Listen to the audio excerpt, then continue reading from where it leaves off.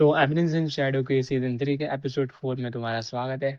और मैं तुम्हें बताना चाहता हूँ कि जो एपिसोड है बहुत ही ज़्यादा इंटरेस्टिंग होने वाला है। तो यार वीडियो को पूरा देखना, बहुत ज़्यादा मज़ा आने वाला है। और अगर तुम इस वीडियो पे न्यू हो, तुम्हें नहीं पता कि यार ये क्या समझा रहा है, तो मैं तुम्हें सिंपल सा कहना चाहूँगा, डिस्क्रिप्शन में लिंक है, जाके देखो प्लेलिस्ट की।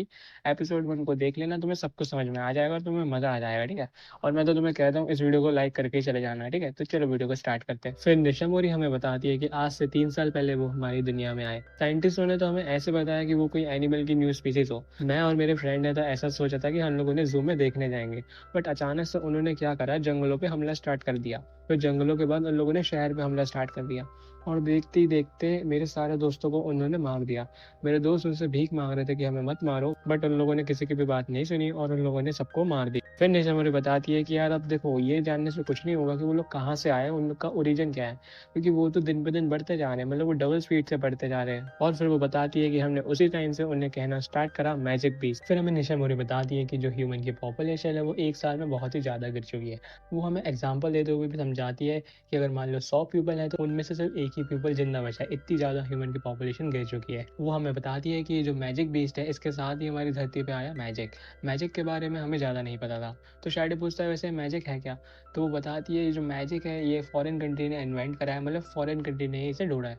और उन लोगों ने कहा था कि हम इस मैजिक की हेल्प से एक नाइट को बनाएंगे जो कि इन सब मॉन्स्टर से फाइट कर सकता है। फिर वो बताती है कि जो जापान की रिसर्च टीम है उन्होंने मैजिक पे रिसर्च करी और फिर अपना खुद का मैजिक नाइट को बनाया। और वो बताती है वो जो मैजिक नाइट था वो एक सुंदर सी लड़की थी जिसके गोल्डन बाल थे। फिर उस मैजिक नाइट ने 100 मैजिक बीस्ट को मार दिया। और जो ह्यूमंस थे उन्होंने अपने लिए एक फाइनल रहने लायक जगह को बनाया जो कि उनके लिए एक स्वर्ग जैसी जगह थी। और उन लोगों ने उस जगह को नाम दिया आर्केडिया। ह्यूमंस में वापस से एक और होप आ गई थी। वो लोग बहुत ही हंसी खुशी जी रहे थे, अपनी ज़िंदगी को बहुत ही अच्छा वो बिता रहे थे। बट कहानी में आता है ट्विस्ट। जो मैजिक नाइट थी उन्होंने उनकी जगह को पूरा डिस्ट्रॉय कर दिया। मतलब जो उनका रक्षक था वही उनका भक्षक बन गया। उस मैजिक नाइट ने उनके आर्केडिया को पूरे तरीके से तबाह कर दिया। वो बताती है कि शायद ये इसलिए हुआ होगा क्योंकि शायद से उसमें मैजिक ज़्यादा हो गया होगा, उन लोगों ने उसमें मैजिक को बहुत ज़्यादा ही डाल दिया होगा। और फिर इसी के साथ ह्यूमैनिटी की आखिरी होप भी खत्म हो जाती है। और फिर यही सब हुआ है पिछले 3 साल में, ऐसा निशामोरी हमारे शैडो को बताती है।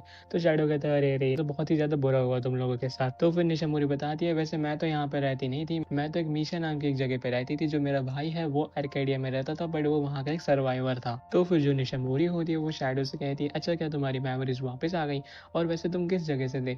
और ये सुनकर जो शैडो होता है वो एकदम ही घबरा जाता है। वो फिर क्या एक्टिंग करने लगता है कि वो मेरे सिर में तो बहुत ज़्यादा दर्द हो रहा है। तो फिर जो निशा मुरी होती है वो उससे कहती है चलो ठीक है, तुम एक काम करो, तुम हॉस्पिटल चले जाओ, मुझे तो अभी क्या है पेट्रोल करने जाना है। तो फिर जो शैडो होता है वो हॉस्पिटल चले जाता है। फिर जो शैडो होता है वापस अपने हॉस्पिटल में आ जाता है। वो जो यूकी होती है वो शैडो को डांटने लगती है। वो उससे कहती है अरे यार तुम बिना बताए मत जाया करो, मेरे को कितनी ज़्यादा टेंशन हो रही थी। तो जो शैडो वो कहता है सॉरी, मैं नेक्स्ट टाइम से नहीं जाऊँगा। तो फिर यूकी होती है वो उसे बताती है मैंने तुम्हें बताया भी था कि प्रलय आने वाली है। तो शैडो कहता है प्रलय, ये प्रलय क्या है। फिर शैडो उससे कहता है वैसे ये प्रलय क्या होती है। तो फिर यूकी कहती है अरे यार तुम्हें मेरी बातों पे ध्यान देना चाहिए। फिर जो यूकी होती है उसे समझाने लगती है कि प्रलय में जो मैजिक बीस्ट है वो किसी एक एरिया पे अटैक करते हैं। और फिर वो बताती है कि जो हमारी रिसर्च टीम है उन्होंने कैलकुलेशन की है और रिसर्च की है कि इन कुछ एरिया पे जल्दी से प्रलय आने वाली है। फिर क्या है ना, उनके हॉस्पिटल के बाहर कुछ लोग फाइट कर रहे होते हैं। तो फिर जो यूकी होती है वो शैडो से कहती है देखो यार मैं बाहर जा रही हूँ, तुम बाहर मत आना, बहुत ज़्यादा खतरा हो सकता है। तो फिर जो यूकी होती है वो वहाँ से चली जाती है। फिर शैडो कहता है भाई मजाक है क्या भाई, बैटल ग्राउंड रेडी है और मैं फाइट करने ना जाऊँ, ऐसा हो सकता है। वो कहता है चलो अपन फाइट करने तो जा रहे हैं, बट पहले किस जगह को तबाह करा जाए वो सोच लेते हैं। फिर हमें बाहर का सीन दिखाया जाता है कि वो सब बंदे आपस में फाइट कर रहे होते हैं। फिर वहाँ पे निशामोरी आ जाती है और वो जो बंदा होता है वो निशामोरी पे गन को पॉइंट करके उस पर गन चला देता है। बट जो निशामोरी होती है वो उसे अपनी तलवार से बहुत ही आसानी से रोक लेती है। और वो अपनी तलवार से उस इंसान को एक टपली देके मारती है और वो जो इंसान होता है वो बेहोश हो जाता है। फिर निशामोरी उन सबसे कहती है कि देखो आपस में लड़ने से कुछ नहीं होगा, तो तुम्हें आपस में नहीं लड़ना चाहिए। तो वो सब लोग भी निशामोरी की बात को मान लेते हैं। फिर वहाँ पे यूकी आ जाती है और वो कहती है जिन भी लोगों को चोट लगे वो जल्दी से हॉस्पिटल में आ जाओ। तो जितने भी लोगों को चोट लगी होती है वो सब हॉस्पिटल में चले जाते हैं। फिर यूकी और निशामोरी आपस में बात कर रहे होते हैं। फिर यूकी निशामोरी से कहती है जो शैडो की याददाश्त है वो अभी आ नहीं रही है। मेरे ख्याल से ये इसलिए हो रहा है क्योंकि हॉस्पिटल में उससे कोई बात करने वाला नहीं है और उसके साथ वो कोई रहता नहीं है, मतलब वो अकेलेपन का शिकार है मेरे ख्याल से, इसलिए उसकी याददाश्त वापस नहीं आ रही है। तो निशामोरी कहती है, अच्छा ऐसा है तो तुम एक काम करना, कल से उसे मेरे घर पे भेज देना। वो कहती है कि मेरे रूम में एक्स्ट्रा स्पेस है तो वो वहाँ पे रह लेगा। तो यूकी उससे कहती है, अरे यार बट वो तो एक मेल है, मतलब वो तुम्हारे साथ रहेगा तो तुम्हें कोई दिक्कत नहीं है। तो वो कहती है, नहीं मेरे को कोई दिक्कत नहीं, क्योंकि वो तो अभी बच्चा है। फिर यूकी निशामोरी से कहती है, चलो ठीक है तुम कह रही हो तो कल मैं शैडो को तुम्हारे यहाँ भेज दूंगी। फिर पीछे से यूकी को लोग बुलाने लगते कि आपने सबको बुला तो लिया हॉस्पिटल, अब उनका इलाज भी तो करना है। तो फिर जो यूकी होती है वो उन सबका इलाज करने के लिए चली जाती है। फिर हमें दिखाया जाता है निशामोरी के क्लासमेट को, जो कि आके निशामोरी के साथ छेड़खानी करने लगता है। तो निशामोरी उससे कहती है, भले ही तुम वाइस कैप्टन हो बट तुम मेरे साथ ऐसा नहीं कर सकते, मैं तुम्हारी कंप्लेंट कर दूंगी। और फिर निशामोरी वहां से चली जाती है। फिर वो जो बंदा होता है वो उससे कहता है, ठीक है तुम चले जाओ, बट बेटा याद रखना मेरे को तुम्हारी हर बात पता है, जो तुम्हें नहीं भी पता है मेरे को तो वो चीज़ भी पता है। तो जो निशामोरी होती है वो सोचने लगती है, यार इसे ऐसा क्या पता है। फिर हमें निशामोरी को दिखाया जाता है जो कि बीटा से मिलने लैब में गई होती है। फिर वहाँ की जो नर्स होती है वो निशामोरी से कहती है कि अभी बीटा को हमारी लैंग्वेज तो नहीं आई है, बट वो जब से उठी है वो सभी पिक्चर बुक को ही पढ़ रही है। फिर हमें बीटा को दिखाया जाता है जो कि एक अलार्म क्लॉक को चेक कर रही होती है, बट वो जो अलार्म क्लॉक है अचानक से बज जाती है।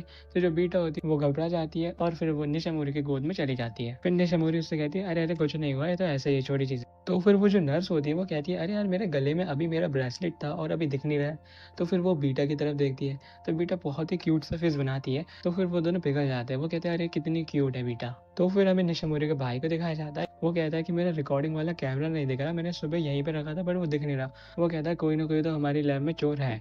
बट वो जैसे ही बीटा की तरफ देखते हैं, बीटा फिर से एकदम क्यूट सा फेस बनाती है, तो वो भी पिघल जाता है। वो कहता है, नहीं नहीं नहीं, बीटा तो नहीं हो सकती, बीटा तो बहुत ज़्यादा क्यूट है। फिर हमें निशामोरी का भाई बताता है कि कल उसे बहुत ही बड़ा एक स्केलेटन मिला है मॉन्स्टर का, और वो कहता है कि इस स्केलेटन की मदद से मैं अपने मिलिट्री को बहुत ज़्यादा स्ट्रॉन्ग बना सकता हूँ। तो फिर जो निशामोरी होती है वो उससे कहने लगती है, बट आप तो इसकी देखभाल करने वाले थे ना बेटा की, तो उसका क्या हुआ। तो वो कहता है, नहीं उसके बारे में तो मेरे को बहुत एक इंटरेस्टिंग चीज़ पता चली है। वो कहता है कि मैंने उसका कल ब्लड टेस्ट करा था, और जो चीज़ मुझे पता चली है उसके बारे में तो तुम जान के एकदम शॉक हो जाओगी। और फिर निशामोरी का भाई अपने मन में कहता है कि मैं इस बार तो नहीं हारने वाला। और फिर वो दोनों वहाँ से चले जाते हैं।